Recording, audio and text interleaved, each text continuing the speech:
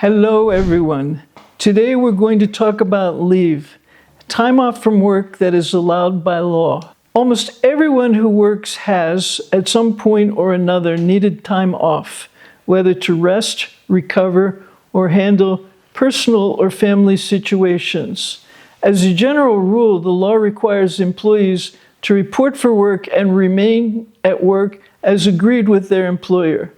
This is how employers plan and organize their operations. But the law also recognizes that sometimes an employee must be allowed to be away from work and that the absence must be protected. That's where leave comes in.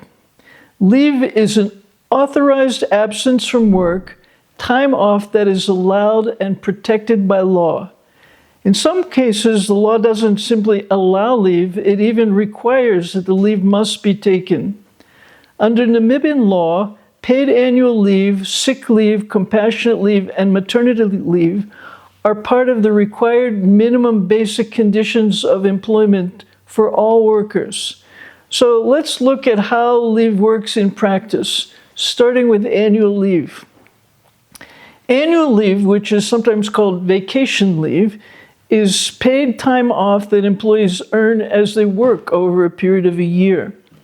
Its main purpose is to allow employees to rest and recover from a year of work so that they can continue working in a healthy and productive way when they return.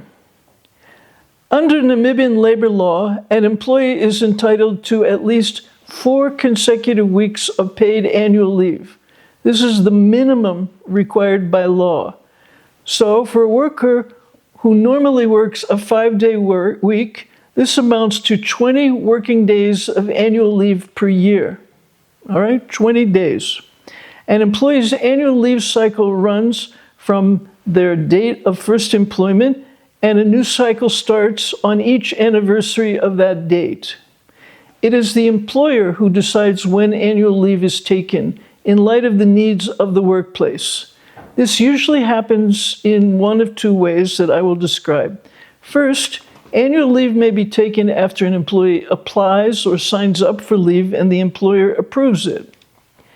Employees may request to take their leave all at once or may take some part of the annual leave in smaller portions. This is usually referred to as an occasional leave or taking a vacation day. Occasional leave is simply a part of annual leave taken one day or a few days at a time. To give you a couple of examples, to attend a wedding, to extend time off before or after a public holiday, or during a short school holiday. These days will be subtracted from the worker's 4 weeks of consecutive leave. Now, employees do not have a right to take occasional leave whenever they choose, even if it's for very good reasons. It may only be taken with the employer's approval. So, whether it's annual leave or occasional leave, which is part of annual leave, employees are encouraged to apply for leave as early as possible, and employers are encouraged to respond to the request promptly and reasonably. Please, employers, try to understand your workers' needs. The second way annual leave may be taken is where the employer decides on a full or partial vacation closure. For example, there are closures in the fishing and construction sectors, in one case in November, December, in another in December and January. In most cases, the employer can treat the closure as the employee's annual leave. If an employee has already taken some leave and does not have enough leave days left to cover the entire closure, the remaining days can be treated as unpaid leave, and the employee's pay can be adjusted accordingly. Now, this is really critical. The law requires that the employee must take annual leave.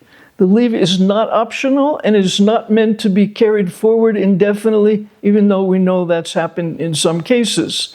It is required that annual leave be taken no later than 4 months after the end of the leave cycle, which can be extended to 6 months if the employer and the employee agree. So a maximum of 6 months after the end of the leave cycle that annual leave must be taken. Now, before the leave is taken, the employer must pay the annual leave to the employee, unless the employee said, no, I'd rather get it when I come back. This is also important. An employer may not require or allow an employee to work during annual leave. Even if both the employer and the employee are willing, and the employer is willing to pay extra money, it's not possible. The leave is there for rest, and the employer and the employee cannot agree to this. Now, if a public holiday occurs during an employee's annual leave, and if it falls on a day where before leave the employee would have been working, that public holiday does not count as an annual leave day. It should not be counted in calculating the number of annual leave days taken. Now, regarding domestic workers, if a domestic worker travels with the employer's family during their vacation or his or her vacation, but is still expected to work, that time is not annual leave. In such cases, the domestic worker must be allowed to take annual leave at another agreed upon time. Finally, what happens if the worker's employment ends and there's still unused annual leave credit remaining on his or her account? Very simple. If the worker leaves employment for any reason whatsoever, an amount equal to the earned unused annual leave must be paid to the worker upon leaving employment. Annual leave works best when it is planned in advance, clearly communicated, and taken for its intended purposes for rest and recovery, and where the employer and the worker really try to understand each other. Now, this kind of leave is planned, but not all leave can be planned, and that brings us to sick leave. Under the Labor Act, paid sick leave supports the employees to stay away from work when they are genuinely unwell without having to suffer a loss of income. By staying home, they will be able to recover properly and not expose their colleagues at work to an illness. Sick leave works on a 3-year cycle. During that cycle, an employee is entitled to a total of 30 working days of sick leave. This does not mean 30 days per year, but a total of 30 days across the cycle.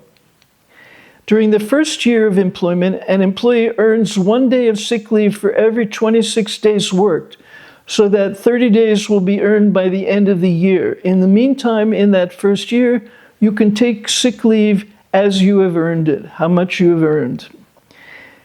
Employees must inform their employer as soon as possible if they are unable to come to work due to illness or injury. This usually means calling, sending a message, or following your employer's workplace absence procedures. If sick leave is needed for a planned medical procedure, the employer should inform the employer in advance. If the absence lasts more than 2 consecutive days, the employee must submit a medical certificate to be entitled to the sick leave. Now, these are circumstances where an employer does not have to pay sick leave, at least to the extent that the benefit you're receiving is commensurate, is equal to the sick leave. One is where an employee is receiving employee compensation for a work-related injury.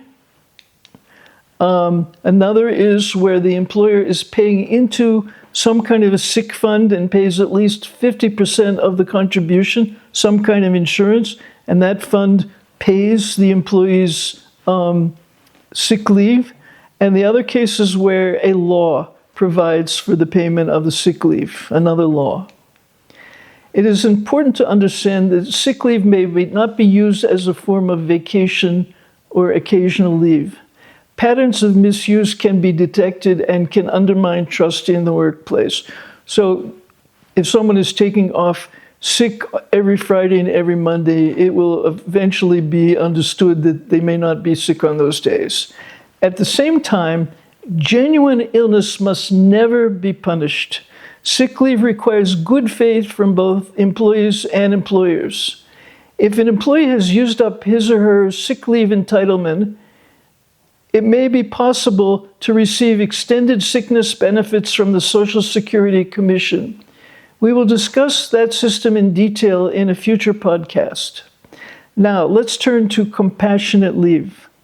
The law recognizes with compassion that at certain moments, an employee may need to miss work because of death or serious illness in the family. Under the Labor Act, every employee is entitled to 5 working days of fully paid compassionate leave in each 12-month period of continuous employment. Compassionate leave applies if there is a death or serious illness involving certain family members. These are a child, including an adopted child, a spouse, a parent, grandparent, brother or sister, a mother-in-law or father-in-law. Now, compassionate leave is not part of any other leave. It's not part of annual leave, sick leave, or maternity leave. If you don't use it in a 1 year, during that 1 year, it lapses. It doesn't carry over. Now, there may be situations where someone who is very close to you dies, and they're not included in that list of family members. For example, the aunt who raised you passes away. Now, strictly speaking, they're not in the list. But in such a case, a worker may go to the employer, explain the relationship, and ask to be allowed to take the paid compassionate leave. While the law does not require this, I would encourage employers, where possible, to approach such requests with compassion and flexibility. Compassionate leave is separate from other types of leave. It does not form part of annual leave, sick leave, or maternity leave. If you don't use it in a year's time, you lose it. It doesn't carry over. Now, this need to take compassionate leave may arise very quickly and unexpectedly. So an employee must try to communicate as soon as possible with the employer, and if there's a procedure at the workplace, try to follow it. But in any event, if you have to take the compassionate leave, you must provide either a death certificate or a medical certificate either before or immediately after you return from the leave.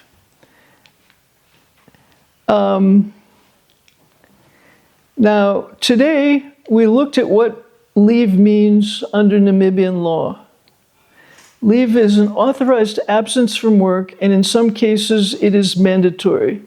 We discussed annual leave, sick leave, compassionate leave, and we will, in another session, discuss maternity leave. These are the minimum conditions required by law. Everybody has a right to these paid leaves. The employer can provide better conditions, or the parties can negotiate better conditions, but these are the minimum. We did not discuss today the other types of leaves that may be included in a contract of employment. We also did not discuss unpaid leave. If there is an interest, I can discuss these topics at a later point. I want to leave you with this thought. When leave is understood and used properly, and workers and employers understand each other, it supports fairness, dignity, and stability in the workplace for both employees and employers. Please share this video and send your experiences and questions or topics for future episodes.